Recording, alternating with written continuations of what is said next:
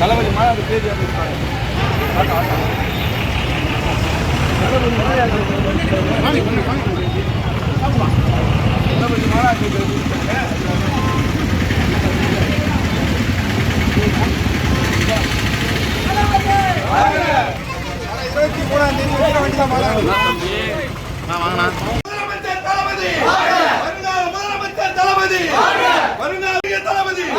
தமிழக மக்களுக்கு அமைச்சர் தளபதி, முதலமைச்சர் தளபதி, வருங்கால விடிவெள்ளி தளபதி, ஏழைகள் முதல்வர் தளபதி.